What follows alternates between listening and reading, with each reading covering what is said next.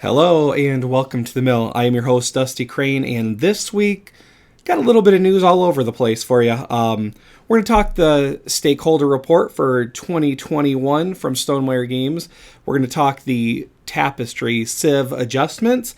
The Wingspan Nesting Box was teased, and a celebrity just today, when this is being filmed, posted them learning Wingspan, and it was pretty humorous. So let's go ahead and get into it.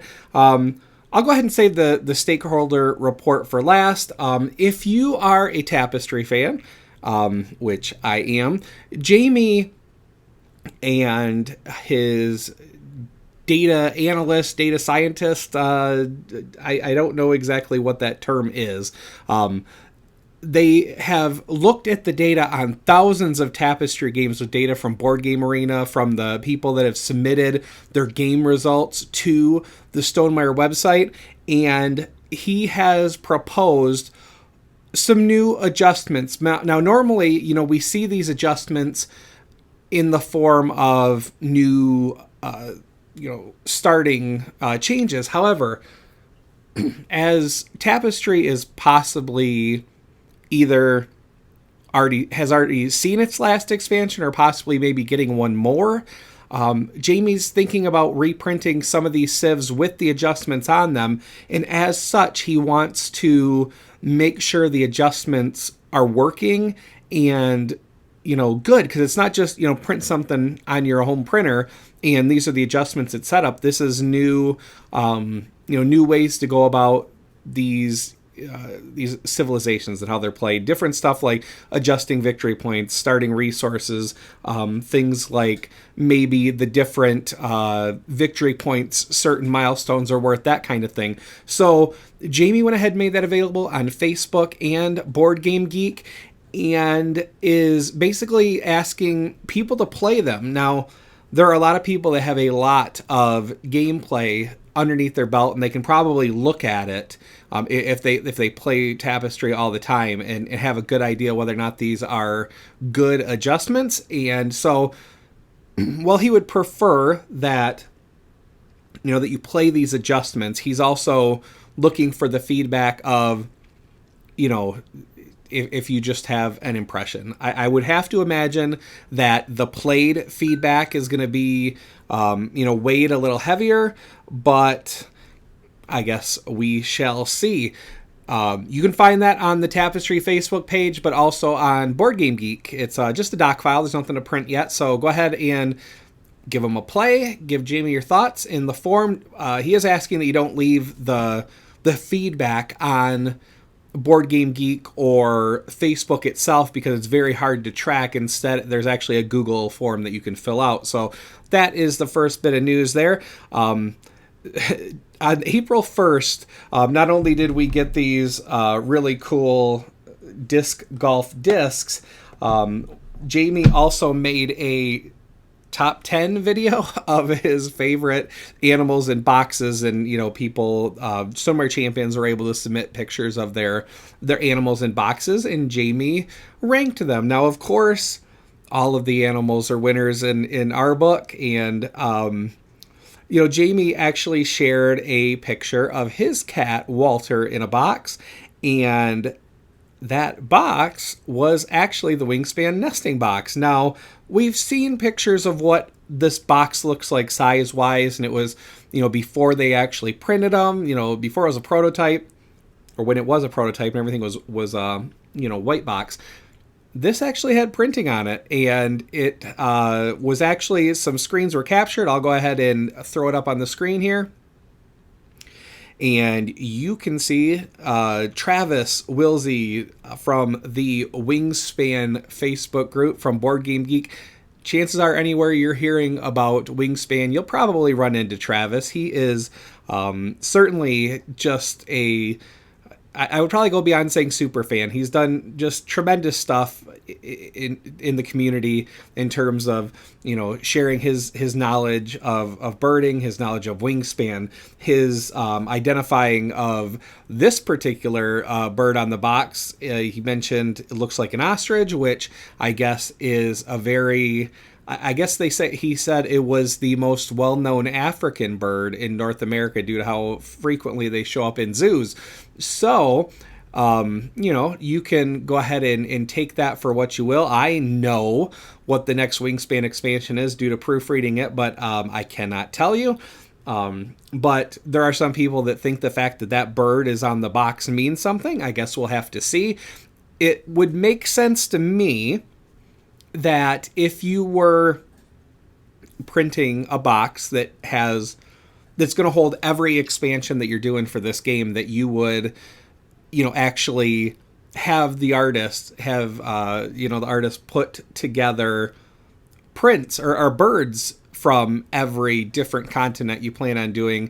Not that you have to, go and, hey, have all the birds done before you start, but maybe one from each continent.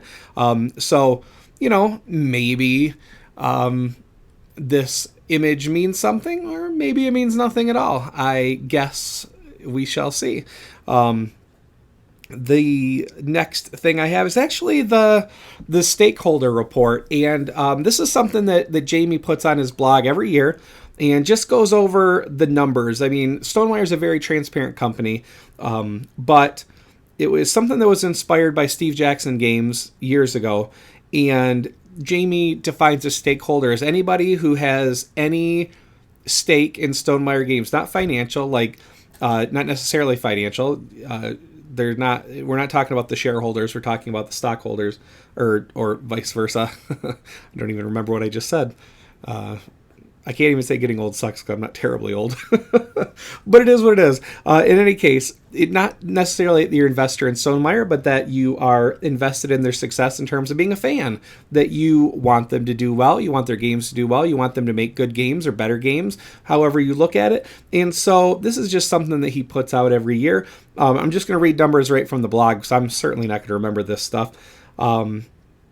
Jamie mentions that last year, 91% of their revenue was from distributors, localization partners, and digital games, whereas 9% of it was directly from consumers, which I think almost 10% seems pretty good for direct sales. Revenue was $24.7 million, although he does caution that revenue does not equal profit, right? And he mentions Stonemaier doesn't carry any debt. They haven't taken any loans. They have 3 full-time employees, 3 part-time employees, 11 cats among all of their part-time and full-time employees, and 100 plus independent contractors. In 2021, there were 2 new games, 2 new expansions, and 4 pre-order campaigns.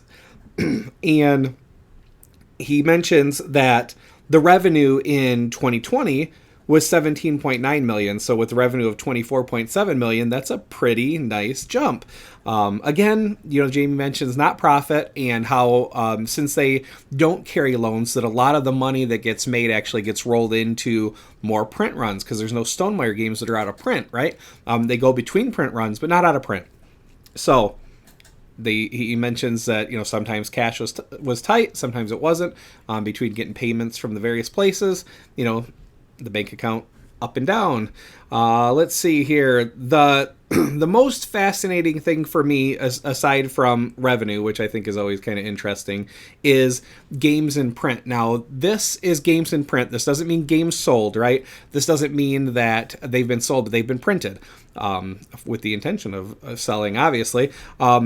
But, Jamie has this listed in order, but I think before Wingspan, we would all say the number 1 seller for Stonemaier is Scythe, and the number 2 seller for Stonemaier would be Viticulture. I think most of us would assume that, and I think we'd have been right.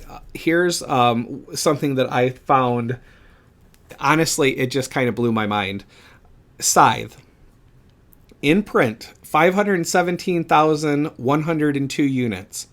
Now, we've heard and we've talked about here on the mill that Wingspan has, I think he actually said Wingspan has sold 1 million. Now, I don't think that was in print. I think it was actually sold. So right now, Wingspan has in print 1,410,539 units. This year, maybe even this quarter, we're in the second quarter now, maybe even this quarter, Wingspan could possibly have sold or have 1 million more units out there than Scythe. And that's wild to me, because it's like, now I know what we see on the shelves of YouTubers and what we see on the shelves of, gamers is not indicative of the whole, right? People that are big fans of board games are naturally going to have a lot more board games than people who aren't. But it seems like every, YouTube or shelfie I see, I swear I see a copy of Scythe. And rightfully so. I mean, it's my favorite game. I think it's a masterpiece. I know there's people that have issues. I love it. I love Scythe. The fact that Wingspan could possibly outsell it by 1 million this year is wild. I could not be happier for Elizabeth. I couldn't be happier for Jamie to see, the potential in this title. Because, I mean, Wingspan is kind of, and maybe this is me speaking, but like Wingspan has kind of been a revolution for me in terms of like how widespread it's gone. It's not just for board game fans. It's reached out, and it's for birders, it's for people that are fans of nature. Like, you're seeing it all over the place, which kind of leads me to the last thing I'll talk about with a celebrity talking about Wingspan. Let me go ahead and go over some of these other notes. So Wingspan 1.4 mil, Scythe a little more than a half mil, Viticulture almost not 200,000, 204,326. So I'll be generous and say a quarter of a mil.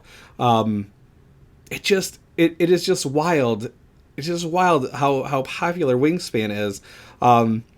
Here was another, I kind of glanced over it and I don't know why, but Tapestry is another game that I'm really fond of, and it's my son's favorite game. Every time he comes home from college, that's one of the things that we have to play, and one of the things we play in Board Game Arena.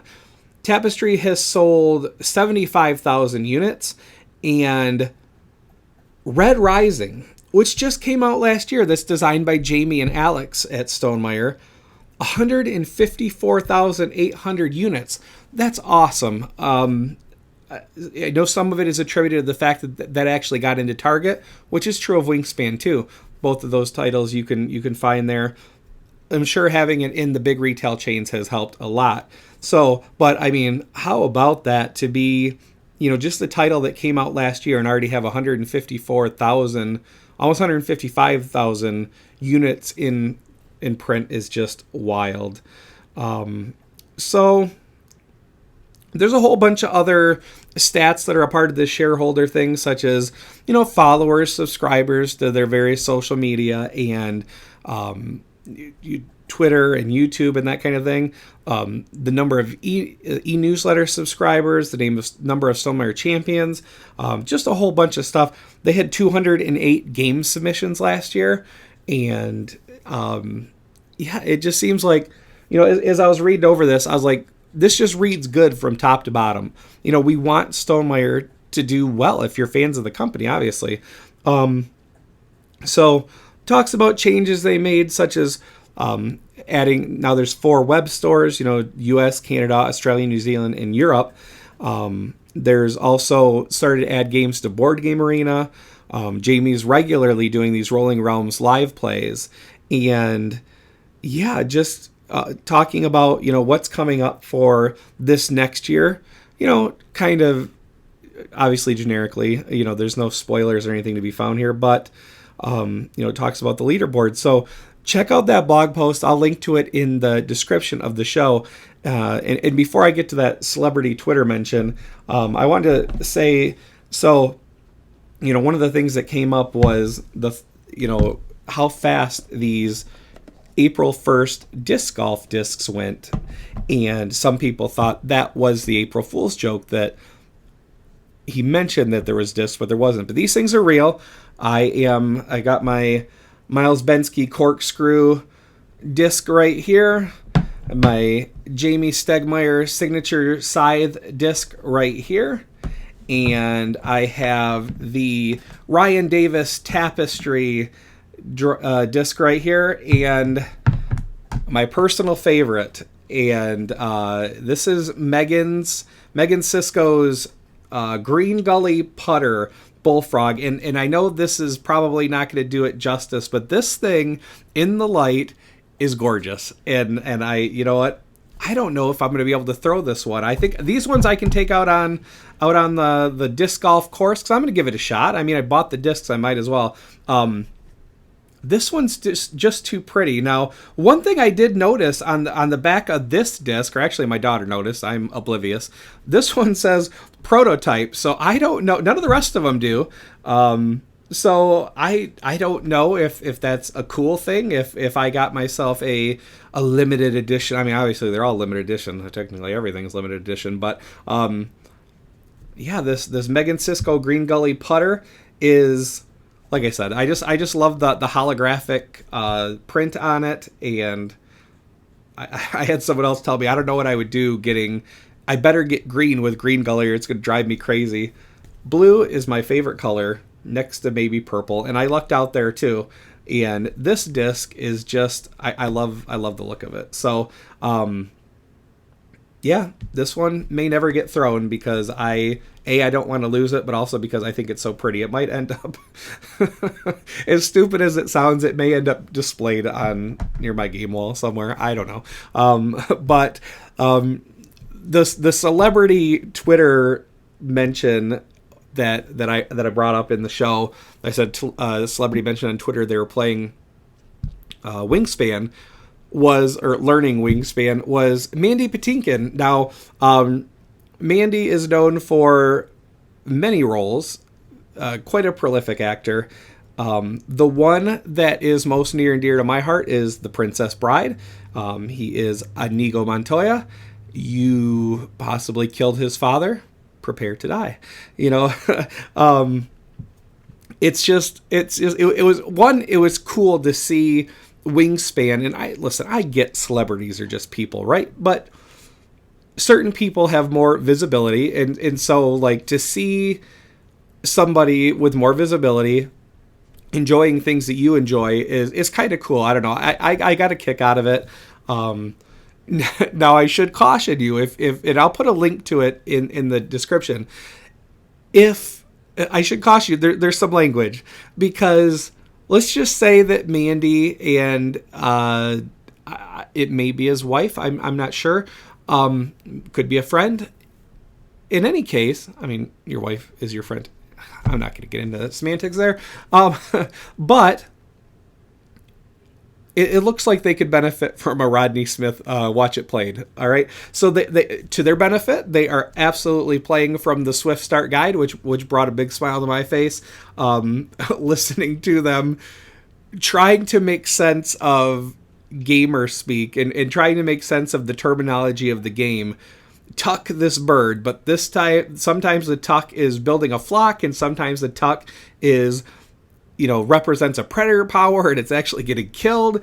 And just it's cute in any case. I mean, even if you are like, oh, I don't like the language, there's only a few, I think it's a few F-bombs, maybe it's less. But I thought it was charming. I thought it was silly. I enjoyed it. And I think the caption on the tweet itself was something along the lines of, it's fun to learn new board games, or something like that. And yeah, so that is all I have for you this week. I think next week, maybe not. I don't know. I think next week, Jamie will have started to reveal the viticulture expansion, and of course that's going to be the talking point. Now, if I am off by a week, which, let's face it, I could be. I haven't had much sleep the last few days. We are fostering a new pup. Our last foster got adopted, and I could not be happier for Dottie to have found a wonderful family to join, to be a part of. Our new foster's name is Georgia, and she is younger than advertised, very cute, still learning her manners, and I'm sure my daughter right now is pulling her hair out going, Dad said this video was going to take 15 minutes, and now it's been 20. So I probably should cut this short. Well, shorter. It's already 20 minutes. It's not that short. But yeah, so, we'll either be talking about the viticulture expansion next week or whatever fun stuff happened between then. Maybe one thing I really want to do, tell me if you like the idea or if you get enough of it from Jamie. I was thinking I wanted to do a Rolling Realms playthrough. Now, Jamie breaks each round into its own video, so there's 3 videos that represent a game. I think if I was doing something like that, I would probably do like a Monday, Wednesday, Friday, so it's not like, Dusty did an entire month of Rolling Realms. I don't want to do that, especially because we're definitely going to be able to start talking about the viticulture expansion soon. So, yeah, let me know if you're like, nah, man, I don't want to watch you play Rolling Realms. I can watch Jamie, and it's his game. Like, who better to watch than the creator himself? Give me your thoughts, right? If that's something you'd be interested in checking out, if I just kind of tossed them in, I can break them up into 3. I can do 1 video, whatever you prefer. Let me know. I'll make sure it doesn't interfere with regularly scheduled content unless it was just a slow week, right? So that is all I have for you this week. Until next time, thank you so much for checking out The Mill, for watching, for hanging out with me. If you've hit like and subscribe to any of these videos, I appreciate you. Until next time, take care of yourselves and each other.